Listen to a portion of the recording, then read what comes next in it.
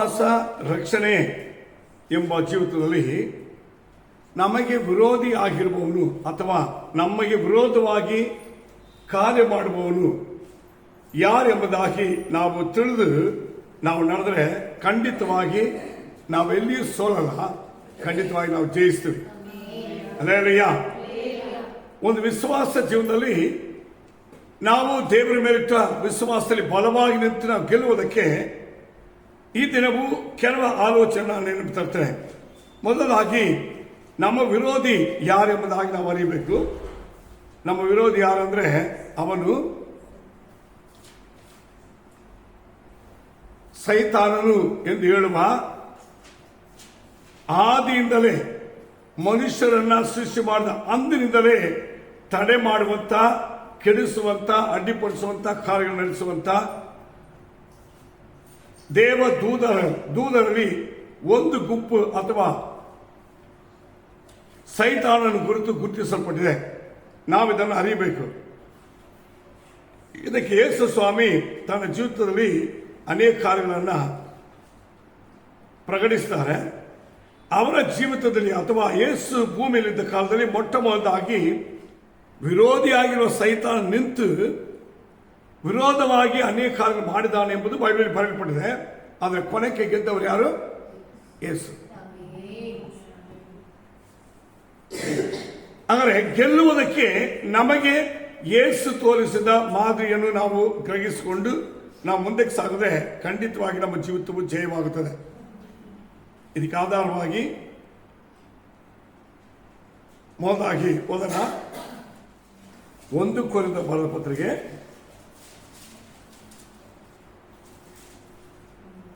7ನೇ ಅಧ್ಯಾಯ 5ನೇ ವಾಕ್ಯ.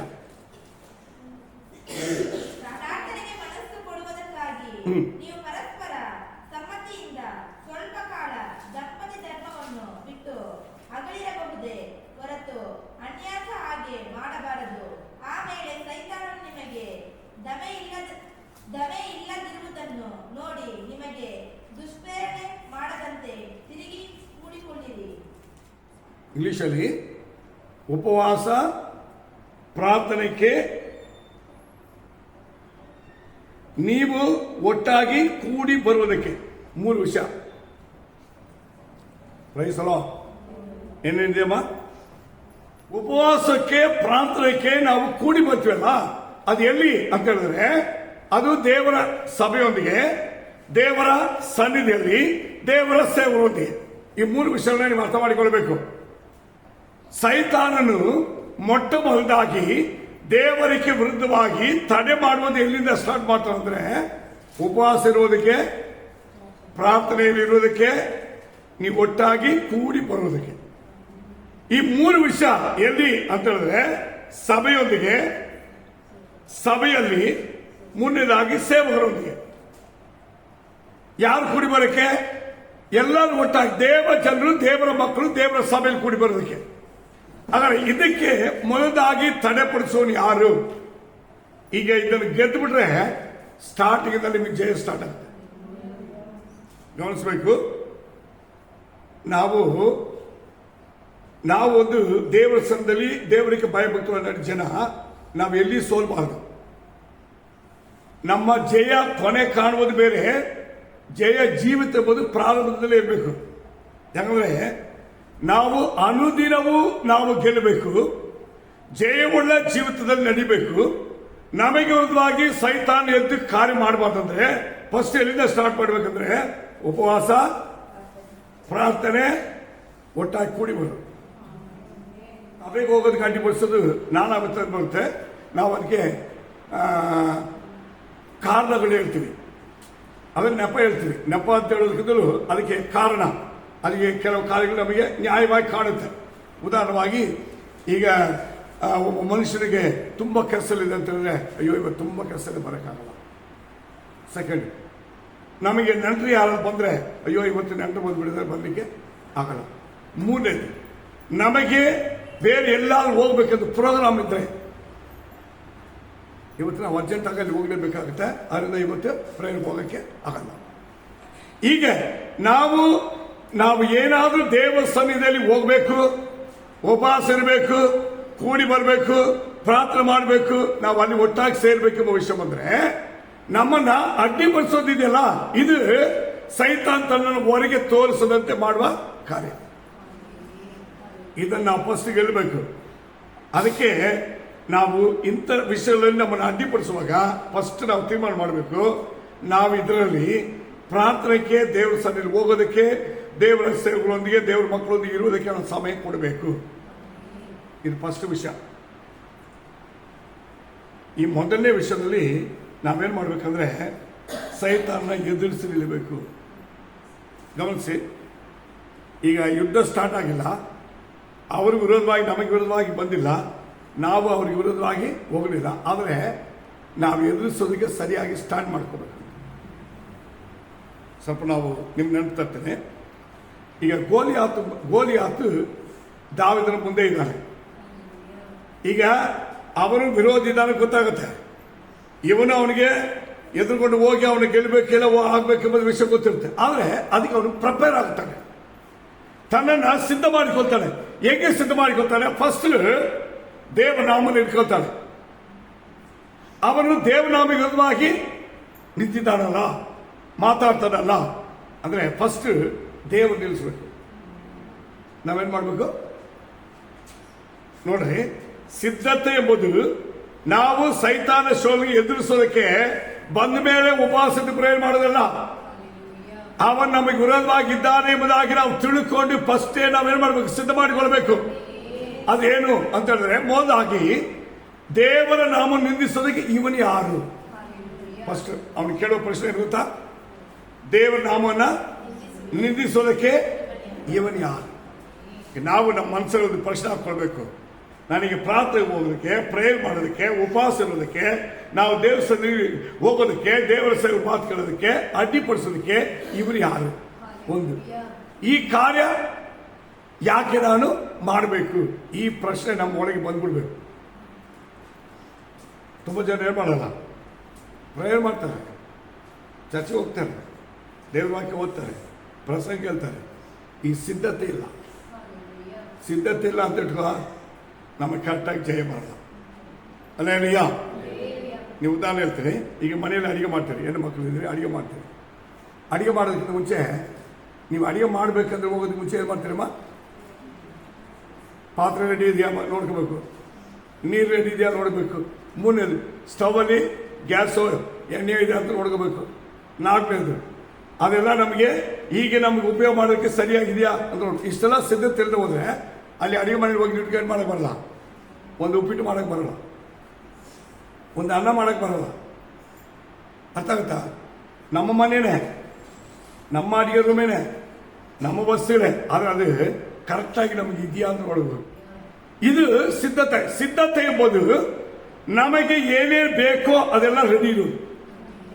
ಇದನ್ನೇ ಎಫೆಸ ಬರೆದ ಪತ್ರಿಕೆ 6ನೇ ಅಧ್ಯಾಯ ಹೇಳ್ತಾರೆ, ನೀವು ಸೈತಾನ ತಂತ್ರೂಪಾಯಗಳನ್ನು ಎದುರಿಸಿ ನಿಲ್ಲೋದಕ್ಕೆ ದೇವರು ಕೊಡುವ ಸರ್ವಾಯುಧವನ್ನು ಧರಿಸಿಕೊಳ್ಬೇಕು. ನಾವು ತುಂಬ ಸಮಯದಲ್ಲಿ ಸೋಲೋದಲ್ಲಿ ಗೊತ್ತಾ, ಎದುರಿಸಲು ನಿಲ್ತೀವಿ. ಆವಾಗ ಈ ನೆಂಟರು ಬಂದ್ಬಿಟ್ರಪ್ಪ, ಆವಾಗ ನೆಂಟರೇ ನಮಗೆ ದೊಡ್ಡದಾಗ್ಬಿಟ್ರು. ಅವಾಗ ಏನು ಮಾಡಲ್ಲ ನಾವು? ಒಂದು ಲೇಟಾಗಿ ಹೋಗ್ತೀವಿ, ಎರಡನೇದು ಹೋಗದೇ ಇರ್ತೀವಿ ಅಲ್ವಾ? ಕಾರಣ ಏನು ಹೇಳ್ತೀವಿ? ನೆಂಟರ ಬಗ್ಗೆ ಹೇಳ್ತೀವಿ. ಈಗ ನಾವು ಒಂದು ಲೇಟಾಗಿ ಹೋಗ್ತೀವಿ, ಇಲ್ಲ ಹೋಗದೇ ಇರ್ತೀವಿ ಕೆಲಸ ಬಂದಾಗ. ಮೂರನೇದು, ಈ ಉಪವಾಸ ಇರಬೇಕು. ಉಪವಾಸ ಇರಬೇಕು ಅಂತ ಹೇಳುವಾಗ, ಒಂದು ಉಪವಾಸ ಇದ್ರೂ ಇಲ್ಲದೆ ಹೋದ್ರೂ ನಾವು ದೇವಸ್ಥಾನಕ್ಕೆ ಹೋಗ್ಬೇಕು. ಮೈನ್ ನಾವೇನು ಮಾಡಲ್ಲ, ಉಪವಾಸ ಇಲ್ಲ ಅಂತ ಇಲ್ವಾ, ಬಿಡಿ ಇವತ್ತು ಉಪವಾಸ ಇಲ್ಲ ತಾನೆ, ಆಮೇಲೆ ಪ್ರೇಯರ್ಗೆ ಹೋದ್ರೆ ಸಾಕು. ಅಲ್ಲಿ ಉಪವಾಸನೂ ಇಲ್ಲ, ಪ್ರೇಯರ್ಗೆ ಹೋಗೋದು ತಡೆ. ಸೆಕೆಂಡ್, ಪ್ರಾರ್ಥನೆಗೆ ಹೋಗ್ಬೇಕು ಅಂತ ಇರುತ್ತೆ. ಹೋಗುವಾಗ ಏನಾಗುತ್ತೆ ಗೊತ್ತಾ, ಯಾರಾದ್ರೂ ನಮಗೆ ಯಾವ ವಿಷಯ ಅಡ್ಡಿಪಡೋಕ್ಕೆ ಕಾರಣ ಬಂದರೆ ತಕ್ಷಣ ಮಾಡ್ತೀವಿ ನಾವು, ಸರಿ ಇವತ್ತಿಲ್ಲ ನಾಳೆ ಹೋಗೋಣ, ಮುಂದಿನ ವಾರ ಹೋಗೋಣ. ಸೊ ಈ ಅನುಭವ ಇದೆಯಲ್ಲ, ಇದು ಮೊದಲಾಗಿ ನಮ್ಮ ಮನಸ್ಸನ್ನು ಸರಿಯಾಗಿ ದೇವಸ್ಥಾನಕ್ಕೆ ಹೋಗಿ ನಿಂತು ಪ್ರಾರ್ಥನೆ ಮಾಡಿ ನಡೆದಕ್ಕೆ ನಮ್ಮನ್ನು ಅಡ್ಡಿಪಡಿಸಲ್ಲ. ಇದನ್ನ ನಾವು ಫಸ್ಟ್ ಗೆಲ್ಲಬೇಕು. ಹಾಗಾದ್ರೆ ಸೈತಾನ್ ಬರೋದು ಹೆಂಗೆ ಅಂದ್ರೆ, ನಮಗೆ ಕಣ್ಣಿಗೆ ಕಾಣಲ್ಲ, ವ್ಯಕ್ತಿಯಾಗಿ ಕಾಣಲ್ಲ, ಅವನಾಗಿ ತೋರಿಸಲ್ಲ, ಆದರೆ ಈ ಕಾರ್ಯಗಳೆಲ್ಲ ನಮ್ಮ ಮುಂದೆ ತಂದಿರ್ತಾನೆ. ಅದೇ ಪ್ರಕಾರವಾಗಿ ನಾವು ಕೂಡ ದೇವರ ಮಕ್ಕಳಾಗಿ ಇಂಥ ವಿಷಯದಲ್ಲಿ ಹೆಂಗೆ ಗೆಲ್ಲಬೇಕೆಂಬುದಕ್ಕೆ ಫಸ್ಟೇ ಸಿದ್ಧ ಮಾಡಿಕೊಳ್ಬೇಕು. ಸರಿ, ಮೊದಲನೇ ವಿಷಯ. ಸೆಕೆಂಡ್ ಓದೋಣ. ಎಫೆಸ ಬರೆದ ಪತ್ರಿಕೆ 4ನೇ ಅಧ್ಯಾಯ 27ನೇ ವಾಕ್ಯ ಓದಿ. ಸೈತಾನನಿಗೆ ಅವಕಾಶ ಕೊಡಬೇಡಿರಿ. Price lord. ಈಗ ಸೈತಾನನಿಗೆ ನಾವು ಏನ್ ಮಾಡಬಹುದು? ಅವಕಾಶನೇ ಕೊಡಬಾರ್ದು. ಅಂದ್ರೆ ಅವನು ಬರ್ಲಿಕ್ಕೆ, ಅವನ ಕಾರ್ಯಗಳು ತಂದಾಗ, ಇಂಥ ಕಾರ್ಯ ನಮ್ಗೆ ಅಡ್ಡಿ ಬಂದಾಗ ಅವನು ನಮ್ಮ ಹತ್ರ ಬರಲಿಕ್ಕೆ ನಾವು ಮಾರ್ಗ ಕೊಡಬಾರ್ದು. ಸೈತಾನ್ ಯಾವಾಗ ನೋಡ್ರಿ ಅವನು ಹಿಂದೆನೆ ಬರಲ್ಲ, ಮೊದಲು ಬರಲ್ಲ. ಯೇಸು ಬಳಿ ಬಂದಾಗ ಆ ಶೋಧಕನು ಅಥವಾ ಸೈತಾನನು ಯಾವಾಗ ಬಂದನಂತೆ? ಮತ್ತಾಯಿ ಬರೋ ಸುವಾರ್ತೆ 4ನೇ ಅಧ್ಯಾಯದಲ್ಲಿ ಏನು ಹೇಳ್ತು ಗೊತ್ತಾ? 1-2 ವಾಕ್ಯದಲ್ಲಿ ಆಗ ಯೇಸು ಸೈತಾನನಿಂದ ಶೋಧಿಸಲ್ಪಡುವುದಕ್ಕಾಗಿ ಆತ್ಮನು ಆತನನ್ನು ನೋಡಿ, ಅಡವಿಸಿ ಪರಿಶುದ್ಧಾತ್ಮನು ಆತನನ್ನು ಅಡವಿಕ್ಕೆ ಒಯ್ದ. ಅಂದ್ರೆ ನಾವು ಜಯಿಸೋದಕ್ಕೆ, ಗೆಲ್ಲುವುದಕ್ಕೆ, ಮುಂದೆ ಸಾಗೋದಕ್ಕೆ ಯಾವ ಅನುಕೂಲವಾಗಿ ಮಾರ್ಗ ಇರಬಾರ್ದು. ಉದಾಹರಣವಾಗಿ ನಾನು ಹೇಳಿದ್ರಲ್ಲ, ನೆಂಟರು ಬಂದ್ಬಿಟ್ರಪ್ಪ ಅಂತ ಇಟ್ಕೊಳ್ಳಿ. ನೆಂಟರು ಬಂದ್ರೆ ಈಗ ನಮಗೇನಾಗುತ್ತೆ? ಹಿಂಗೆ ಹೋಗೋಕ್ಕಾಗಲ್ಲ, ಹಿಂಗೆ ಇರೋಕ್ಕಾಗಲ್ಲ. ಅನಾನುಕೂಲ ನಮಗಿರುತ್ತೆ, ಆದರೆ ನಾವು ಮಾಡೋಕ್ಕಾಗಲ್ಲ. ಕೆಲಸ ಬರುತ್ತೆ, ಆ ಸಮಯದಲ್ಲಿ ಹಿಂಗೆ ಹೋಗೋಕ್ಕಾಗಲ್ಲ, ಹಂಗು ನಮ್ಮ ಮುಂದೆ ಏನು ಮಾಡಬೇಕು ಎಂಬುದಾಗಿರ್ಬೋದೇ ಆಗದ ರೀತಿಯಲ್ಲಿ ನಮಗಿದ್ರೂ ಕೂಡ ನಾವು ಮಾಡೋಕ್ಕಾಗದ ಪರಿಸ್ಥಿತಿ. ಅದೇ ಕಾಡಿನಲ್ಲಿ, ಅರಣ್ಯದಲ್ಲಿರುವಂಥ ಅನುಭವ ನಮ್ಮನ್ನ ಸಿಗಲ್ ಮಾಡೋದು. ನೀನು ಮುಂದೆ ಏನ್ ಮಾಡ್ತೇವೆ ನೋಡೋಣ. ಈ ಅನುಭವ ಬಂದಾಗ ನಮ್ಮ ಮುಂದೆ ಒಂದೇ ಆಪ್ಷನ್ ಇದೆ, ಯೇಸು. ಒಂದೇ ಆಪ್ಷನ್ ಇದೆ, ವರ್ಡ್ ಆಫ್ ಗಾಡ್, ದೇವರ ವಾಕ್ಯ.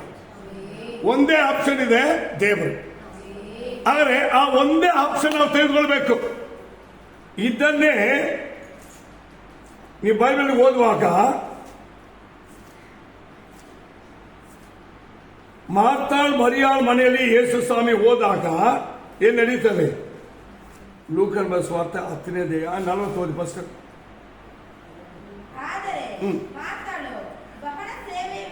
ಮಾರ್ತಾಳು ಬಹಳ ಸೇವೆಯ ವಿಷಯದಲ್ಲಿ ಬೇಸತ್ತು ಆತನ ಬಳಿಗೆ ಬಂದು ಸಾಕು. ಇಲ್ಲಿ ನೋಡಿ, ಮಾರ್ತಾಳು ನಾನಾ ವಿಧ ಕೆಲಸಗಳ ನಿಮಿತ್ತವಾಗಿ ಏನಾಗ್ಬಿಟ್ರು? ಅವಳ ಮನಸ್ಸಲ್ಲಿ ಕಳವಳಗೊಂಡಿದೆ, ತುಂಬಿಕೊಂಡಿದೆ. ಒಂದು ಕೆಲಸ ಈ ವಿಶ್ವಾಸ ಏನು ಗೊತ್ತಾ? ತಲೆಯಲ್ಲಿ ನಾನಾ ವಿಧವಾಗಿ ವಿಷಯ ಬರುತ್ತೆ. ಮನೆ ವಿಷಯ ಬರುತ್ತೆ, ಮಕ್ಕಳ ವಿಷಯ ಬರುತ್ತೆ, ಸಾಲ ವಿಷಯ ಬರುತ್ತೆ, ಬಡ್ಡಿ ವಿಷಯ ಬರುತ್ತೆ. ವಿಶ್ವಾಸ ಏನ್ ಮಾಡ್ತಾರಮ್ಮ? ಬೇಸತ್ತು ತಲೆ ಕೆಡಿಸ್ಕೊಂತ. ನಾವು ಅದನ್ನು ಮಾಡದ, ನಾವು ಇದನ್ನು ಮಾಡದ. ಇಲ್ಲಿ ಮರಿಯಾಳ ಏನ್ ಮಾಡ್ತಾಳೆ? 41ನೇ ವಾಕ್ಯ.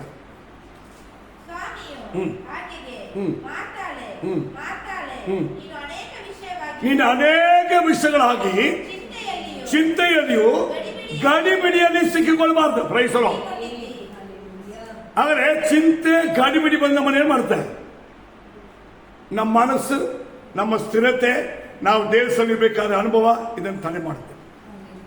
ನೆಕ್ಸ್ಟ್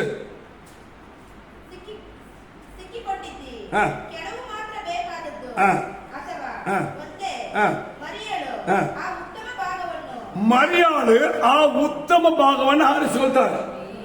ಅದೇನದು? ಆಕೆಯಿಂದ ತೆಗೆಯಲ್ಪಡದಿರುವಂತ ಭಾಗ್ಯ. Praise the Lord. ಇದೇನು ಗೊತ್ತಾ? ದೇವರು ನಮ್ಮ ಮುಂದೆ ಇಟ್ಟುಕೊಂಡು, ದೇವರನ್ನ ನಾವು ಮುಂದೆ ಇಟ್ಕೊಂಡು ನಡೆದ್ರೆ, ನಮ್ಮನ್ನು ಬಿಟ್ಟು ಹೋಗದೆ, ನಮ್ಮನ್ನು ಕೈ ಬಿಡದೆ, ನಮಗಾಗಿ ತೂಗಡಿಸದೆ ನಿದ್ರಿಸಿರುವ ಒಬ್ಬರಿದ್ದಾರೆ. ಅವರು ಯಾರು? ನಮ್ಮ ಯೇಸು. ಆದರೆ ಆ ಯೇಸುವನ್ನು ಮಾತ್ರ ಆರಿಸಿಕೊಳ್ಬೇಕು. ಇಲ್ಲಿ ಏನು ಆರಿಸಿಕೊಂಡ್ರು ಅಂತಂದ್ರೆ, ಯಾರು ಆರಿಸಿಕೊಂಡಿದ್ದು? ಯೇಸುವನ್ನು ಮಾತ್ರ. ಆಗ ದೇವ ಜನರು ಎಂತ ಇಕ್ಕಟ್ಟು, ಎಂತ ಶೋಧನೆ, ಎಂತ ಪರಿಸ್ಥಿತಿ ಬಂದರೂ ಕೂಡ ಆರಿಸಿಕೊಳ್ಬೇಕು ಒಂದಲ್ಲ. ಅದೇನಂದ್ರೆ ಯೇಸುವನ್ನು ಮಾತ್ರ. ಇದನ್ನ ನಾವು ಮಾಡಿದ್ರೆ ಜಯ ನಮ್ಮ ಮುಂದೆ ಏನ್ ಮಾಡುತ್ತೆ? ಖಂಡಿತವಾಗಿ ಬರುತ್ತೆ ನೋಡಿ. ಹಾಗೆ ನಾವು ಇದನ್ನು ಅರಿಯುವುದಕ್ಕೆ ಇನ್ನೊಂದು ವಾಕ್ಯವನ್ನು ಓದ್ಬಿಡ. ಮೊದಲನೇ ಪೇತ್ರ ಬರೆದ ಪತ್ರಿಕೆ 5ನೇ ಅಧ್ಯಾಯ 8ನೇ ವಾಕ್ಯ 9ನೇ ವಾಕ್ಯ.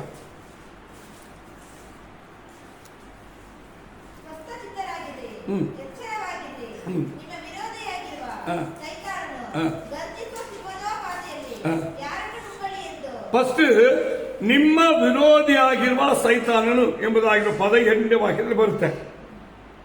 ಸೆಕೆಂಡ್ 9ನೇ ವಾಕ್ಯ ಓದ್ಬೇಕಾದ್ರೆ ಓದೋಣ. ವಿಶ್ವಾಸದಲ್ಲಿ ದೃಢವಾಗಿರ್ಬೇಕು. ಅವನನ್ನು ಏನ್ ಮಾಡ್ಬೇಕು? ನೀವು ಎದುರಿಸಬೇಕು. ನೋಡ್ರಿ, ವಿಶ್ವಾಸದಲ್ಲಿ ಸ್ಟ್ರಾಂಗ್ ಆಗಿರ್ಬೇಕು. ಅವನನ್ನ ಆ 2 ವಾಕ್ಯ ನಮಗೆ ಬೇಕಾಗಿರೋ ವಿಷಯ. ಒಂದು, ವಿರೋಧಿ ಆಗಿರೋ ಸೈತಾನನು. ಸೆಕೆಂಡ್, ವಿಶ್ವಾಸದಲ್ಲಿ ಸ್ಥಿರವಾಗಿ ದೃಢವಾಗಿ ನಿಂತುಕೊಂಡು ಅವನನ್ನ ಎದುರಿಸಬೇಕು. ಆದರೆ ನಮ್ಮ ವಿರೋಧಿಯಾಗಿರುವ ಸೈತಾನನ ದೃಢವಾಗಿ ನಿಂತು ಎದುರಿಸಬೇಕು, ನಿಲ್ಲದೆ ಎದುರಿಸೋದಲ್ಲ. ನಿಲ್ಲೋದು ಅಂದ್ರೆ ಏನು? ಬೈಬಲ್ ಹೇಳ್ತದೆ, ಯಾವ ಒಂದು ವ್ಯಕ್ತಿ ತನಗೆ ಕಷ್ಟ ಶೋಧನೆ ಕಂಡು ಬಂದ್ರೆ ಅವ್ರು ಎಲ್ಲಿ ಹೋಗಿ ನಿಲ್ಬೇಕು? ದೇವರ ಸನ್ನಿಧಿಯಲ್ಲಿ ನಿಲ್ಬೇಕು. ದೇವರ ಸನ್ನಿಧಿ ಅಂತ ಹೇಳುವುದು ದೇವರ ಆಲಯ, ದೇವರ ಮಕ್ಕಳು ಕೂಡಿ ಬರುವ ಸ್ಥಳ. ಸೆಕೆಂಡ್, ದೇವರ ಸೇವಕರ ಮುಂದೆ ಎಂಬುದಾಗಿ ಅರ್ಥ. ನಮಗೆ ಯಾವುದೇ ಪ್ರಶ್ನೆ ಬಂದ್ರೆ ಫಸ್ಟ್ ನಾವು ದೇವರ ಬಳಿಗೆ ಅಥವಾ ದೇವರ ಸನ್ನಿಧಿಗೆ ಹೋಗ್ಬೇಕು. ಇದನ್ನ ದಾವೀದನು 150 ಕೀರ್ತನೆಗಳು ಇದೆಯಲ್ಲ, ಅದರಲ್ಲಿ ಅನೇಕ ಕೀರ್ತನೆಗಳಲ್ಲಿ ನನ್ನ ಇಕ್ಕಟ್ಟಿನಲ್ಲಿ ನಾನು ಕರ್ತನಿಗೆ ಮೊರೆ ಇಟ್ಟೆನು, ನಾನು ಕರ್ತನ ಸನ್ನಿಧಿಗೆ ಹೋಗಿ, ನಾನು ಕರ್ತನ ನಾಮದಲ್ಲಿ ತಗ್ಗಿಸಿ, ನಾನು ಕರ್ತನ ಸನ್ನಿಧಿಯನ್ನು ಹುಡುಕಿ, ಇದೆಲ್ಲ ಅವನು ಒಂದದಾಗಿ ಹೇಳ್ತಾನೆ. ಅಂದ್ರೆ ನೀವು ನೋಡಿ, ದಾವೀದನಿಗೆ ಎಷ್ಟು ಶೋಧನೆ ಬಂದಿದೆ. ಈಗ ಮಗನು ಎದುರಿಗೆ ಓಡ್ತಾ ಇದ್ದಾರೆ. ಓಡುವ ಸಮಯದಲ್ಲಿ ಊರು ಬಿಟ್ಟು ಹೋಗ್ಬಿಟ್ಟ. ಹೋಗಿದಾಗ ಈಗ ಅಲ್ಲಿಂದ ತಪ್ಪಿಸ್ಕೋಬೇಕಲ್ಲ, ಅವನ ಕೈಯಿಂದ ತಪ್ಪಿಸ್ಕೋಬೇಕು ಅಂತ ಅವನು ಯಾವ ಆಲೋಚನೆ ಹೇಳ್ತಾನೆ? ದೇವರ ಸೇವಕರ ಹುಡುಗಿ ಹೋಗ್ತಾನೆ. ಆಮೇಲೆ ಮಾವ ಓಡಿಸ್ತಾರೆ, ಆವಾಗಲೂ ಅದೇ ಕೆಲಸ ಮಾಡ್ತಾನೆ. ನೀವು ನೋಡಿ, ವಿರೋಧಿಗಳು ಓಡಿಸ್ತಾರೆ. ಫಿಲಿಸ್ಟಿಯರ್ ಅವನ ವಿರುದ್ಧವಾಗಿ ಗೆದ್ದು ಬರುವಾಗ ಅವನು ಓಡಿ ಹೋಗಿ ದೇವರ ಆಲಯಕ್ಕೆ ಹೋಗಿ, ಯಾಚಕನಾಗಿರುವ ದೇವರ ಸೇವಕರಿಗೆ ಹೋಗಿ, ನಾನು ಅವರ ನಿಂತಟ್ಟು ಹೋಗೋದಾ, ಗೆಲ್ಲಬಹುದಾ, ಇದೆಲ್ಲ ಕೇಳ್ತಾರೆ. ಈಗ ಇದೇ ಅನುಭವವನ್ನ ಇವತ್ತು ದೇವದೇವರು ಫಾಲೋ ಮಾಡಿದ್ರೆ ಎಲ್ಲ ವಿಷಯ ಖಂಡಿತವಾಗಿ ಜಯಿಸುವುದು. ಆದ್ರೆ ಏನ್ ಮಾಡಲ್ಲ, ಫಾಲೋ ಮಾಡಲ್ಲ. ನಮ್ಗೆ ಗೊತ್ತಿರುತ್ತೆ ನಮ್ಮ ಇಕ್ಕಟ್ಟುಗಳಲ್ಲಿ ನಮಗೆ ಸಹಾಯಕ ದೇವರು, ನಾವು ಮೊರೆ ಇಡಬೇಕಾದ ದೇವರು, ನಾವು ಕೇಳಬೇಕಾದ ದೇವರು, ನಮಗೆ ಅದ್ಭುತ ಕಾರ್ಯ ಮಾಡಲಿಕ್ಕೆ ಅವರೇ. ಇದನ್ನ ನಾವು ಅರಿತು ನಾವು ಅವರ ಸನ್ನಿಧಿಗೆ ಹೋಗೋದನ್ನು ಅನೇಕ ಸಮಯ ಏನ್ ಮಾಡ್ತೀವಿ, ನಾವು ನೆಗ್ಲೆಕ್ಟ್ ಮಾಡ್ಬಿಡ್ತೀವಿ. ನಾವು ಅರಿಬೇಕು, ನಾವು ನಮಗೆ ವಿರುದ್ಧವಾಗಿ ಬರುವ ಎಲ್ಲಾ ಶೋಧನೆಗಳನ್ನು ಗೆಲ್ಲಬೇಕಂದ್ರೆ ಕೆಲವ ಸಿದ್ಧತೆ ನಮಗೆ ಬೇಕು. ಅದು ಯಾವಾಗಲೂ ದೇವರ ಸನ್ನಿಧಿಯಲ್ಲಿ ಹೋಗ್ಬೇಕು, ದೇವರ ಸೇವಕರ ಹತ್ರ ಕೇಳಬೇಕು, ದೇವರ ವಾಕ್ಯವನ್ನು ನೋಡಬೇಕು, ನಮ್ಮ ಮುಂದೆ ನಡೆಯುವಂತಹ ದೇವರನ್ನು ನೋಡಬೇಕು, ನಮಗೆ ಸಹಾಯಕ್ಕೆ ಬರುವಂತಹ ದೇವರನ್ನು ನೋಡಬೇಕು, ನಮಗೋಸ್ಕರವಾಗಿ ತನ್ನ ದೂತನ್ನು ಕಳಿಸುವಂತ ಅನುಭವವನ್ನ ನಾವು ತರಬೇಕು. ಹಲ್ಲೆಲೂಯಾ. ಇನ್ನು ನೋಡಿ, ಇನ್ನೊಂದು ವಾಕ್ಯಗಳು ಓದಿ. ಯಾಕೋಬರು ಬರೆದ ಪತ್ರಿಕೆ 4:7. ಇಲ್ಲಿ ದೇವರಿಗೆ ಒಳಪಟ್ಟಿರ್ರಿ, ತುಂಬಾ ಮುಖ್ಯವಾಗಿ ವಿಷಯ. ನಮಗೆ ಯಾವುದೇ ಶೋಧನೆ ಬಂದ್ರೆ ಫಸ್ಟ್ ನಾವೆಲ್ಲಿರ್ಬೇಕು? ದೇವರಿಗೆ ಒಳಪಟ್ಟಿರ್ಬೇಕು. ನಮಗೆ ಯಾವಾಗಲೂ ನಮ್ಮ ಸ್ವಯಂಬಲ ತಗೋಬಾರ್ದು. ನಮಗೆ ಹಣಬಲ ಇದೆ, ಜನಬಲ ಇದೆ, ನನಗೆ ಪ್ರಾರ್ಥನೆ ಇದೆ, ವಿಶ್ವಾಸ ಇದೆ, ನನಗೆ ಗೊತ್ತಿದೆ, ಇದೆಲ್ಲ ಒಂದು ಕಡೆ ತೆಗೆದಿರ್ಬೇಕು. ನಾವು ಯಾರನ್ನ ಎತ್ತಿಡಬೇಕು ಗೊತ್ತಾ? ನನಗೆ ಏಸಿದ್ದಾರೆ, ಅವರ ಕೃಪೆ ನನಗಿದೆ, ಅವರ ಪ್ರೀತಿ ನನಗಿದೆ, ಅವರನ್ನು ಮಗಳಾಗಿ ಮಾಡಿದ್ದಾರೆ, ನನ್ನ ಕುಟುಂಬ ಅವರ ಕುಟುಂಬ ಆಗಿದೆ, ನನ್ನನ್ನು ನನ್ನ ಮಕ್ಕಳನ್ನು ಅವ್ರ ಮಕ್ಕಳಾಗಿ ಒಪ್ಪಿಕೊಂಡಿದ್ದಾರೆ. ಈ ರೀತಿಯಾಗಿ ತರಬೇಕು. ನಾವೇನ್ ಮಾಡ್ತೀವಿ ಗೊತ್ತಾ? ತುಂಬಾ ಸಮಯದಲ್ಲಿ ನೀನ್ ನನ್ನ ಮಾತು ಕೇಳಬೇಕು, ನೀನ್ ನನ್ನ ಗಂಡ ತಾನೆ, ನನ್ನ ಮಾತು ಕೇಳು, ನೀನ್ ನನ್ನ ಹೆಂಡತಿ ತಾನೆ, ನನ್ನ ಮಾತು ಕೇಳು, ನೀವು ನನ್ನ ಮಕ್ಕಳು ತಾನೆ, ನನ್ನ ಮಾತು ಕೇಳು. ಹಿಂಗೆ ಹೇಳ್ಬಾರ್ದು. ಅವಾಗ ಏನು ಹೇಳ್ಬೇಕು ಗೊತ್ತಾ? ದೇವ್ರ ಮಾತು ಕೇಳು, ದೇವ್ರ ಮಾತು ಕೇಳು, ದೇವ್ರ ವಾಕ್ಯವನ್ನು ಕೇಳು, ದೇವ್ರ ಮುಂದೆ ಕರೆತಿರು, ದೇವ್ರ ಮುಂದೆ ಸರಿಯಾಗು. ಎಲ್ಲಾ ವಿಷಯಕ್ಕೆ ದೇವರ ಹೆಸರು ಹೇಳಿ ಹೇಳ್ಬೇಕು. ಆ ಅನುಭವ ಬಂದ್ರೆ ನಮಗೆ ಸೋಲೆ ಬರಲ್ಲ. ಎಫೆಸರು ಬರೆದ ಪತ್ರ 6ನೇ ಅಧ್ಯಾಯದಲ್ಲಿ ಸತ್ಯವೆಂಬ ನಡುಕಟ್ಟು. ನಮ್ಮ ಹತ್ರ ಸತ್ಯವೆಂಬ ನಡುಕಟ್ಟು ಇದೆಯಾ? ಸತ್ಯವೆಂಬ ಎಫೆಸರು ಬರೆದ ಪತ್ರೆಯಲ್ಲಿ ಸೈತಾನ ತಂತ್ರೋಪಾಯವನ್ನು ಎದುರಿಸುವುದಕ್ಕೆ, ಸೋದರ ಕಾಲದಲ್ಲಿ ನೀವು ಅವನ್ನ ಗೆಲ್ಲುವುದಕ್ಕೆ ನಿಮ್ಮ ಹತ್ರ ಸಿದ್ಧತೆ ಬೇಕು. ಅದೇನು ಗೊತ್ತಾ? ಸತ್ಯವೆಂಬ ನಡುಕಟ್ಟಿರಬೇಕು. ಸತ್ಯವೆಂಬ ನಡುಕಟ್ಟು, ಸತ್ಯದ ವಾಗ್ದಾನಗಳು, ಸತ್ಯದ ಉಪದೇಶಗಳು, ಸತ್ಯದ ಮಾರ್ಗ, ಸತ್ಯವನ್ನು ಅನುಸರಿಸುವಂತ ಜೀವನ, ಸತ್ಯವನ್ನು ನಾವು ಯಾವಾಗಲೂ ನಮ್ಮ ಎದುರಿನಲ್ಲಿ ಇಟ್ಟುಕೊಳ್ಳೋದು. ಸತ್ಯವೆಂಬ ನಡುಕಟ್ಟನ್ನು ಕಟ್ಟಿಕೋಬೇಕು. ಇದು ನಾವೇ ನಮಗೆ ದೇವರು ಕೊಟ್ಟಿರುವಂತ ವಾಕ್ಯಗಳ, ಉಪದೇಶಗಳ, ಸಭೆಯ ಸತ್ಯದ ಮಾರ್ಗವನ್ನ ನಮ್ಮ ಸೊಂಟಕ್ಕೆ, ನಮ್ಮ ಜೀವನಕ್ಕೆ ಆಧಾರವಾಗಿ ಕಟ್ಟಿಕೊಳ್ಬೇಕು. ಇದು ನಾವು ಸೈತಾನ ಎದುರಿಸೋದಕ್ಕೆ, ಗೆಲ್ಲುವುದಕ್ಕೆ ದೇವರು ನಮಗೆ ಕೊಡುವ ಆಲೋಚನೆ. ಹೋದಾಗಿ ನಾವು ನೋಡುತ್ತೇವೆ, ನಾವು ಸಿದ್ಧವಾಗಿ ಇರಬೇಕು. ಈ ಉಪವಾಸ ಪ್ರಾರ್ಥನೆ ಒಟ್ಟಾಗಿ ಕೂಡಿ ಬರುವುದು ನಮ್ಮನ್ನೇನು ಮಾಡ್ತದೆ? ಸತ್ಯವೆಂಬ ದೇವರ ವಾಕ್ಯದ ಮೂಲಕವಾಗಿ ನಮ್ಮನ್ನು ಕಟ್ಟಿಕೊಳ್ಳಕ್ಕೆ ಉಪಯೋಗ ಮಾಡುತ್ತೆ. ನಾವು ವ್ಯವಸ್ಥೆ ಮಾಡೋಣ. ಈ ಅನುಭವದಲ್ಲಿ ನಾವು ಕಟ್ಟಿಕೊಂಡು ನಿಂತರೆ ನಮ್ಮನ್ನು ಸೋಲಿಸೋರು ಯಾರು? ನೋಡ್ರಿ, ವಿಶ್ವಾಸಿಗಳು ಸತ್ಯವನ್ನು ಅನುಸರಿಸುವಾಗಿದ್ರೆ ಎಲ್ಲಿದ್ದರೂ ಹೆದರಬೇಕಾಗಿಲ್ಲ. ಜೊತೆಗೆ ಯಾರಿರ್ತಾರೆ? ಯೇಸು ಇರ್ತಾರೆ. ಕ್ರಿಸ್ತನ ನಾಮದಲ್ಲಿ ಇರುವಂಥ ಶಕ್ತಿ, ಕ್ರಿಸ್ತನ ನಾಮದಲ್ಲಿರುವಂಥ ಪ್ರಾರ್ಥನೆ, ಕ್ರಿಸ್ತನ ನಾಮದಲ್ಲಿ ಕೂಡಿ ಬರುವ ಐಕ್ಯತೆ, ಕ್ರಿಸ್ತನ ನಾಮವನ್ನು ಆಧಾರ ಮಾಡಿಕೊಳ್ಳುವ ಜೀವನ, ಇದುವೇ ಬೈಬಲ್ ಪ್ರಕಾರವಾಗಿ ನೀವು ಓದಿರಲ್ಲ. 1 ಕೊರಿಂಥೀಯರ ಪತ್ರಿಕೆ 7ನೇ ಅಧ್ಯಾಯ 5ನೇ ವಾಕ್ಯದಲ್ಲಿ ಉಪವಾಸಕ್ಕೆ, ಪ್ರಾರ್ಥನೆಗೆ ಒಟ್ಟಾಗಿ ಕೂಡಿ ಬರುವುದು. ಈ ಅನುಭವ ನಮ್ಮನ್ನ ಸತ್ಯವೆಂಬ ಜೀವನದಲ್ಲಿ ಸ್ಟ್ರಾಂಗ್ ಆಗಿ ನಿಲ್ಲುವಂತೆ ಮಾಡುತ್ತೆ. ನಮ್ಮ ವಿಶ್ವಾಸಕ್ಕೆ ಸೋಲು ಇಲ್ಲ ಎಂಬುದಾಗಿ ನಮ್ಮನ್ನು ಧೈರ್ಯಗೊಳಿಸುತ್ತೆ. ನಮ್ಮ ಈ ಜೀವನವನ್ನ ಎದುರಿಸಲಿಕ್ಕೆ ಯಾವ ಶಕ್ತಿ ಇಲ್ಲ ಎಂಬುದನ್ನು ತೋರಿಸುತ್ತೆ. ಹಾಗಾದರೆ ಮೊದಲಾಗಿ ನಾವು ಅರಿಬೇಕು, ಉಪವಾಸ, ಪ್ರಾರ್ಥನೆ, ಆಮೇಲೆ ಒಗ್ಗಟ್ಟಾಗಿ ಕೂಡಿ ಬರೋದು. ಈ 3 ವಿಷಯ ತುಂಬಾ ಮುಖ್ಯ. ಹಾಗಾದರೆ ಉಪವಾಸ ನಿಮ್ಮ ಕೈನಲ್ಲಿ ಇರ್ಬೋದು, ಇಲ್ಲದೆ ಇರ್ಬೋದು. ಯಾಕಂದ್ರೆ ಅದು ನಿಮ್ಮ ಶಕ್ತಿಗೆ ಅನುಸಾರವಾದದ್ದು. ಆದರೆ ಪ್ರೇಯರ್ ಖಂಡಿತವಾಗಿ ಇರಬೇಕು.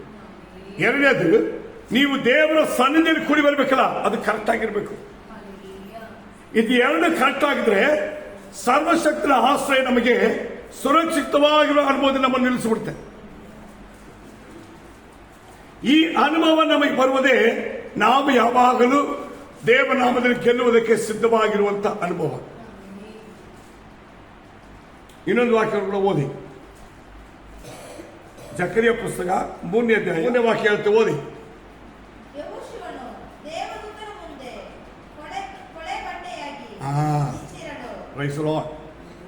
ಅವನ ವಸ್ತ್ರ ಏನಾಗಿದೆ ಗಮನಿಸಿ.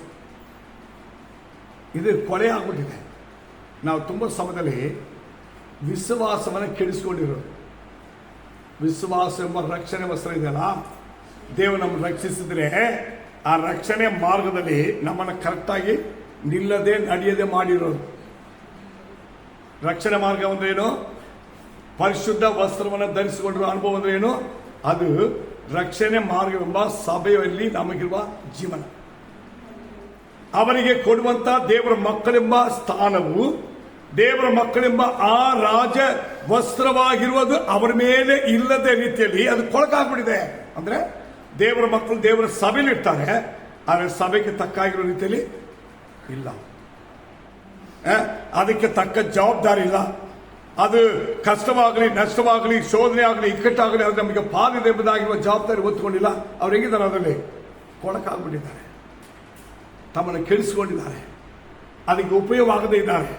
ಅದಕ್ಕೆ ಸರಿಯಾಗಿಲ್ಲ, ಅಲ್ಲಿ ಶುದ್ಧವಾಗಿಲ್ಲ, ಅಲ್ಲಿ ಕ್ರಮವಾಗಿಲ್ಲ, ಅದರಲ್ಲಿ ಮರ್ಯಾದೆ ಇಲ್ಲ, ಅದರಲ್ಲಿ ಅವರಿಗಿರುವಂತಹ ಸ್ಥಾನಗಳನ್ನು ಕುರಿತಿರುವ ಗೌರವ ಇಲ್ಲ. ಇದು ಕೊಡಕ್ಕಾಗಿರುವ ಅನುಭವ. ವಸ್ತ್ರ ಇದೆ, ಸಭೆ ಇದೆ. ನಮ್ಮ ಕಷ್ಟಗಳು ಸಗಡ ಬಂದ್ರೆ ಫಸ್ಟ್ ಸಭೆಯಲ್ಲಿ ಕರ್ತನ ಸದ್ಯ ಹೇಳಿ ಆಲೋಚನೆ ಕೇಳಿ ನಡೆಯುವಂಥ ಸ್ವಭಾವ ನಮಗೆ ಇಲ್ಲ. ಇದೆಲ್ಲ ಏನಾಗಿದೆ? ಕೊಳಕಾಗಿದೆ. ನಮ್ಮ ಪ್ರಾರ್ಥನೆ, ನಮ್ಮ ವಿಶ್ವಾಸ, ನಮ್ಮ ಕಾರ್ಯಗಳೆಲ್ಲ ದೇವರ ಸಭೆಯಲ್ಲಿ ಕಟ್ಟಿರ್ಬೇಕು. ನೀವು ಒಬ್ಬಂಟಿಗೆ ಪ್ರೇಯರ್ ಮಾಡ್ಬೋದು, ಒಬ್ಬಂಟಿಗೆ ಉಪವಾಸ ಇರ್ಬೋದು, ಒಬ್ಬಂಟಿಗೆ ದೇವ್ರದ್ದು ಏನು ಬೇಕಾದ್ರೆ ಮಾಡ್ಬೋದು. ಆದರೆ ಆ ಪ್ರಾರ್ಥನೆ ದೇವರ ಸಭೆಯೊಂದಿಗೆ ಇರಬೇಕು, ಸಭೆಯಲ್ಲಿ ಇರಬೇಕು. ಸಭೆ ಮೂಲಕವಾಗಿ ನಾವಿದ್ದರೆ ಅದು ದೇವರಿಗೆ ಮೆಚ್ಚಲಾಗಿರುವಂಥ ಪ್ರಾರ್ಥನೆ. 2 ಪೂರ್ವಕಾಲ ವೃತ್ತಾಂತ 7ನೇ ಅಧ್ಯಾಯ 14ನೇ ವಾಕ್ಯದಲ್ಲಿ ಯಾವುದೇ ಒಂದು ವ್ಯಕ್ತಿಯು ತಮ್ಮ ಕೆಟ್ಟ ನಡತೆಯನ್ನು ಬಿಟ್ಟು ತಮ್ಮನ್ನು ತಗ್ಗಿಸಿ ನಾನು ನೇಮಿಸಿರುವಂಥ ನನ್ನ ಆಲಯದಲ್ಲಿ, ನನ್ನ ಸನ್ನಿಧಿಯಲ್ಲಿ ಪ್ರಾರ್ಥಿಸುವುದಾದರೆ, ಅದಕ್ಕೆ ದಾವೀದನು ಪ್ರೇಯರ್ ಮಾಡಿದ್ದು, ದಾನಿಯೇಲ್ ಪ್ರೇಯರ್ ಮಾಡಿದ್ದು, ಶಾದ್ರಾಕ್ ಮೇಷಕ್ ಆಬೇದ್ನೆಗೋ ಇವರೆಲ್ಲ ಪ್ರಾರ್ಥನೆ. ಆಗ ದೇವರ ಸನ್ನಿಧಿಯಲ್ಲಿ ನೆನಪನ್ನಿಟ್ಟುಕೊಂಡು ದೇವರ ಸನ್ನಿಧಿಯೊಂದಿಗೆ ಆ ಮನಸ್ಸು, ಹೃದಯವು ಒಂದಾಗಿದ್ದು ಪ್ರೇಯರ್ ಮಾಡಿದ್ರಂತ. ಇದೇ ಅನುಭವವನ್ನು ಹೊಸ ಒಡಂಬಡಿಕೆ ಏನು ಹೇಳ್ತು ಗೊತ್ತಾ? 1 ಕೊರಿಂಥ ಬರೆದ ಪತ್ರಿಕೆ 3ನೇ ಅಧ್ಯಾಯ 16-17 ವಾಕ್ಯದಲ್ಲಿ ನೀವೇ ದೇವರ ಆಲಯ, ನೀವು ದೇವರ ಆಲಯವಾಗಿದ್ದೀರಿ ಎಂದು ದೇವರ ಆತ್ಮನು ನಿಮ್ಮ ಒಳಗೆ ವಾಸ ಮಾಡ್ತಾರೆ. ಪ್ರೈಸಲೋ. ಆದರೆ ದೇವರು ತನ್ನ ಆಲಯದಲ್ಲಿ ನಿಂತುಕೊಳ್ತಾರೆ, ದೇವರ ಆತ್ಮನ ಆಲಯದಲ್ಲಿ ತಿರುಗಾಡ್ತಾರೆ, ದೇವರ ಆತ್ಮನು ಆಲಯದಲ್ಲಿ ಒಬ್ಬೊಬ್ಬರ ಸಹ ಮಾತಾಡ್ತಾರೆ. ಇದು ವಾಸವಾಗಿರುವ ಅನುಭವ. ಅಂದ್ರೆ ನಮ್ಮ ದೇವರು ನಮ್ಮೊಳಗೆ ವಾಸವಾಗಿರೋ ಪ್ರಕಾರವಾಗಿ ದೇವರ ಆಲಯದಲ್ಲಿರ್ತಾರೆ, ದೇವರ ಆಲಯದಲ್ಲಿರೋ ಪ್ರಕಾರವಾಗಿ ನಮ್ಮೊಳಗಿರ್ತಾರೆ. ಈ ಅನುಭವ ಬರಬೇಕು. ಹಾಗೆ ಬಂದರೆ ಅದುವೇ ಜಯ ಜೀವಿತ, ಅದುವೇ ನಿಮ್ಮನ್ನು ಜಯದ ಮಾರ್ಗದಲ್ಲಿ ನಡೆಸೋದು, ಅದುವೇ ನಿಮಗೆ ಸರ್ವಶಕ್ತಿಯ ಆಶ್ರಯವಾಗಿ ನಿಮ್ಮನ್ನು ಸುರಕ್ಷಿತವಾಗಿರುವಂಥ ಅನುಭವ. ಅದರೊಳಗಿರ್ಬೇಕಾದ್ರೆ ನಿಮಗೆ ಯಾವ ಕೇಡು ಬರಲ್ಲ, ಅದರಲ್ಲಿ ನೀವು ಪ್ರಾರ್ಥಿಸಬೇಕಾದ್ರೆ ಯಾವ ಕೇಡು ಬರಲ್ಲ, ಅದರೊಳಗೆ ನೀವು ಐಕ್ಯದಲ್ಲಿರ್ಬೇಕಾದ್ರೆ ಯಾವ ಕೇಡು ಬರಲ್ಲ. ಯಾಕಂದ್ರೆ ಎಲ್ಲಾ ಕೇಡಿಗೆ ನಿಮ್ಮನ್ನು ತಪ್ಪಿಸ್ತಾರೆ, ಎಲ್ಲ ಕೇಡಿಗೆ ತಪ್ಪಿಸ್ತಾರೆ, ಎಲ್ಲ ಮರಣಕರವ ವ್ಯಾಧಿಗೆ ತಪ್ಪಿಸ್ತಾರೆ, ಎಲ್ಲ ವಿಧವಾಗಿ ಇಕ್ಕಟ್ಟಲ್ಲಿ ತಪ್ಪಿಸ್ತಾರೆ. ಇದೆಲ್ಲವೂ ದೇವರು ನಮಗೆ ಮಾಡಕ್ಕೆ ನಡೆದಿದ್ದಾರೆ. ಅದರಲ್ಲಿ ವಾಕ್ಯ ಓದಿ, ಯಾರಾದರೂ ದೇವರ ಆಲಯವನ್ನು ಕೆಡಿಸಿದ್ರೆ, ಅಂದ್ರೆ ನೀವು ನಿಮ್ಮನ್ನು ಕೆಡಿಸಿಕೊಳ್ಬಾರ್ದು, ನೀವಿರುವ ದೇವರ ಆಲಯಕ್ಕೆ ಯಾವ ಕೆಡುಕಾಗಬಾರ್ದು, ಕೆಡಿಸೋದಕ್ಕೆ ಅವಕಾಶ ಕೊಡಬಾರ್ದು. ಇದು 2 ತುಂಬಾ ಮುಖ್ಯ. ಇದುವೇ ಸರ್ವಶಕ್ತನ ಆಶ್ರಯದಲ್ಲಿ ಸುರಕ್ಷಿತವಾಗಿರುವಂತಹ ಅನುಭವ. ಇಲ್ಲಿ ನಾವು ಕೂಡಿ ಬರೋದಕ್ಕೆ, ಅಲ್ಲಿ ಒಟ್ಟಾಗಿ ಕೂಡಿ ಬರೋದಕ್ಕೆ, ಉಪವಾಸ ಇರುವುದಕ್ಕೆ, ಪ್ರಾರ್ಥನೆ ಮಾಡೋದಕ್ಕೆ ನಮ್ಮನ್ನು ಅಡ್ಡಿಪಡಿಸದೆ ನೋಡಿಕೊಳ್ಳಬೇಕು. ಇವತ್ತು ನಾವು ಕೇಳಿದ ವಾಕ್ಯದ ಮುಂದೆ ನಮ್ಮನ್ನು ಪರಿಶೋಧನೆ ಮಾಡಿಕೊಳ್ಳೋಣ. ನಮ್ಮನ್ನು ಅಡ್ಡಿಪಡಿಸುವ ಶಕ್ತಿಗಳು ಯಾವುದಿದೆ? ಒಂದು ವೇಳೆ ನಮ್ಮನ್ನು ಆಲಯದಲ್ಲಿ, ದೇವರ ಸಭೆ ಕಾರ್ಯಗಳಲ್ಲಿ, ಸಭೆಯ ಉಪದೇಶಗಳಲ್ಲಿ, ಸಭೆಯಲ್ಲಿ ನಾವು ನಡೆಯುವುದರಲ್ಲಿ ನಮ್ಮನ್ನು ಅಡ್ಡಿಪಡಿಸುವ ಕಾರ್ಯಗಳಿಗೆ ನಾವು ಫಸ್ಟ್ ನಾವು ಎಚ್ಚರವಾಗಿದ್ದು ಜಯಿಸ್ಬಿಟ್ರೆ ನಮ್ಮ ಜೀವನದಲ್ಲಿ ಎಲ್ಲ ಜಯ. ನಾವು ದೇವರ ಆಲಯದಲ್ಲಿ ನಿಂತ್ಕೊಂಡ್ಬಿಟ್ರೆ, ದೇವರ ಸನ್ನಿಧಿ ನಮ್ಮ ಪ್ರಾರ್ಥನೆ ಸೇರಿಸ್ಕೊಂಡ್ಬಿಟ್ರೆ, ದೇವರ ಸನ್ನಿಧಿಯೊಂದಿಗೆ ನಾವು ಸ್ಥಿರವಾಗಿ ಬಲವಾಗಿ ನಿಂತ್ಕೊಂಡ್ಬಿಟ್ರೆ, ದೇವರ ನಾಮದ ಆಶ್ರಯ ನಮ್ಮ ಮೇಲೆ ಇರುತ್ತೆ. ನಮ್ಮ ಸುತ್ತಲೂ ದೇವರು ಒಂದು ಅದ್ಭುತವಾಗಿರುವ ಬೇಲೆಯನ್ನು ಹಾಕಿರ್ತಾರೆ. ನಮ್ಮ ಸುತ್ತಲೂ ವಿರೋಧಿ ನಮ್ಮನ್ನು ಯಾವುದೇ ಮುಟ್ಟದಂತೆ, ಇಕ್ಕಟ್ಟಿನ ನಮ್ಮನ್ನು ಕೆಡಿಸದಂತೆ, ಸೋದರ ಇಕ್ಕಟ್ಟಿನಿಂದ ನಾವು ಬೀಳದಂತೆ ನಮ್ಮನ್ನು ನಿಲ್ಲಿಸಿ ಎಬ್ಬಿಸಿ ದೇವರು ತನ್ನ ನಾಮವನ್ನು ಮೈಪಡಿಸಿ ಹೇಳಿದ್ದಾರೆ. ನಮ್ಮನ್ನು ಪ್ರಾರ್ಥನೆಗೆ ಅಡ್ಡಿಪಡಿಸುವ ಕಾರ್ಯವೇನು? ಉಪವಾಸಕ್ಕೆ ಅಡ್ಡಿಪಡಿಸುವ ಕಾರ್ಯವೇನು? ನಾವು ದೇವರ ಮಕ್ಕಳಾಗಿ ದೇವರ ಸಭೆಯಲ್ಲಿ ಕೂಡಿ ನಾವು ಬೆಳೆಯುವುದಕ್ಕೆ, ನಿಲ್ಲುವುದಕ್ಕೆ, ಕಟ್ಟುವುದಕ್ಕೆ, ಕೊಡುವುದಕ್ಕೆ, ಜೀವಿಸುವುದಕ್ಕೆ, ಭಕ್ತಿ ವೈರಾಗ್ಯ ನಿಲ್ಲುವುದಕ್ಕೆ ನಮ್ಮನ್ನು ಅಡ್ಡಿಪಡಿಸುವ ಕಾರ್ಯವೇನು? ಇದನ್ನು ನಾವು ಗ್ರಹಿಸಿ ಅರ್ಥ ಮಾಡಿಕೊಂಡು ನಾವು ಗೆಲ್ಲುವುದಾದ್ರೆ, ನಾವು ಸಿದ್ಧವಾದ್ರೆ, ದೇವರು ಹೇಳ್ತಾರೆ, ನಾನು ನಿನ್ನ ಜೊತೆಗಿರ್ತೀನಿ, ನಾನು ನಿನ್ನ ಜೊತೆಗಿರ್ತೀನಿ. ಬೇಸರ ಇದೆಯಾ? ಚಿಂತೆ ಇದೆಯಾ? ಶೋಧನೆ ಇದೆಯಾ? ಹೋರಾಟವಿದೆಯಾ? ಹೆದರಬೇಡ ಮಗನೇ, ಹೆದರಬೇಡ ಮಗನೇ. ನಿನ್ನನ್ನು ಗೆಲ್ಲಿಸೋದಕ್ಕೆ ದೇವರು ನಿನ್ನ ಜೊತೆಗಿದ್ದಾರೆ. ನಿನಗೆ ಸಹಾಯ ಮಾಡಲಿಕ್ಕೆ ದೇವರು ನಿನ್ನ ಜೊತೆಗಿದ್ದಾರೆ. ದೇವರು ನಿನ್ನ ಜೊತೆ ಬರಲಿಕ್ಕೆ ರೆಡಿ ಇದ್ದಾರೆ. ನಿನ್ನನ್ನು ಕೈ ಬಿಡಲು ಸಮರ್ಥರಾಗಿರುವ ದೇವರಿದ್ದಾರೆ. ಪರಲೋಕದ ಒಡೆಯನಾಗಿ ಸುರಿಸಿದ್ದ ದೇವರೇ, ಈ ಒಳ್ಳೆ ಸಮಯಕ್ಕಾಗಿ ಸ್ತೋತ್ರಯ್ಯ. ಒಬ್ಬೊಬ್ಬರನ್ನು ಮುಟ್ಟಿ ರಾಜ, ಒಂದೊಂದು ಕುಟುಂಬದಲ್ಲಿ ಅದ್ಭುತ ಕಾರ್ಯವಾಗಲಯ್ಯ. ಆರಾಧನೆಗೆ, ಪ್ರಾರ್ಥನೆಗೆ, ದೇವರ ಉಪವಾಸಕ್ಕೆ, ದೇವರೇ ನಿನ್ನ ಸಂಜೆ ಕೂಡಿ ಬರುವುದಕ್ಕೆ, ನಿನ್ನ ಮಕ್ಕಳು ದೇವರೇ ನಿನ್ನ ನಾಮದಲ್ಲಿ ಕಥೆಯ ಪಾತ್ರತೆ ನಿಲ್ಲುವುದಕ್ಕೆ, ಸೈತಾನ ಶೋಧನೆ ಎದುರಿಸಿ ನಿಲ್ಲುವುದಕ್ಕೆ, ಶಕ್ತರಾಗುವಂತ ನಿನ್ನ ವಾಕ್ಯದ ಬಲದಲ್ಲಿ ಪಡೆಯುವುದಕ್ಕೆ, ಅಡ್ಡಿಪಡಿಸುವ, ತಡೆಪಡಿಸುವ ಈ ಪ್ರಪಂಚದ ಎಲ್ಲಾ ಕಾರ್ಯಗಳು ಯೇಸು ನಾಮದಲ್ಲಿ ಕಟ್ಟಬರಲಯ್ಯ. ನಿನ್ನ ಮಕ್ಕಳ ಜೊತೆಲಿ ರಾಜ, ನಿನ್ನ ಮಕ್ಕಳಿಗೆ ಒಬ್ಬೊಬ್ಬರ ಸುತ್ತಲೂ ನಿನ್ನ ದೂರ ದಂಡಿಸು ರಾಜ. ನಿನ್ನ ವಾಕ್ಯವು ಬಲವಾಗಲಿ, ನಿನ್ನ ಸತ್ಯವ ಆಧಾರವಾಗಲಿ. ಉಪವಾಸ ಪ್ರಾರ್ಥನೆ ಅವರನ್ನ ತಟ್ಟಿ ಎಬ್ಬಿಸಲಿ. ಒಟ್ಟಾಗಿ ಕೂಡಿ ಬರುವಂತಹ ವಾಕ್ಯವು ಪರಿಶುದ್ಧಾತ್ಮ ಶಕ್ತಿಯಲ್ಲಿ ಜಯ ಕೊಡುವುದಕ್ಕೆ ಆಧಾರವಾಗಲಿ ರಾಜ. ನಿನ್ನ ಬಲದಲ್ಲಿ ತುಂಬಿಸು, ನಿನ್ನ ಕೃಪೆಯಲ್ಲಿ ಅಭಿಷೇಕ ಮಾಡು. ಬಲಗಿನತೆಗಳು ಶೋಧದಿಂದ ತಪ್ಪಿಸು ರಾಜ. ಕಳವಳ ಬೇಸಾರಲ್ಲಿ ಒಬ್ಬೊಬ್ಬರನ್ನು ತಟ್ಟಿ ದೇವರ ಧೈರ್ಯಗೊಳಿಸು ರಾಜ. ಇಕ್ಕಟ್ಟು ಶೋಧನೆ ಕಸಳಿಗೆ ಗುರಿಯಾಗಿ ಮಕ್ಕಳ ಬಿಡಿಸು ರಾಜ. ಅವರ ವ್ಯಾಧಿಯಿಂದ ಗುಣಪಡಿಸು, ಸಾಲಗಳಿಂದ ಬಿಡಿಸು. ಜಯ ವೀರನಾಗಿ ಕರವಿಡಿ ನಡೆಸು. ಕರವಿಡಿದ ಮಕ್ಕಳು ಧೈರ್ಯಗೊಳಿಸು ರಾಜ. ಅದ್ಭುತ ಕಾರ್ಯಗಳನ್ನು ಮಾಡು. ನೀನು ಹಾಗೆ ಮಾಡೋದಕ್ಕಾಗಿ ಸ್ತೋತ್ರ ಯೇಸು ನಾಮದಲ್ಲಿ ತಂದೆ. ಆಮೇನ್, ಆಮೇನ್.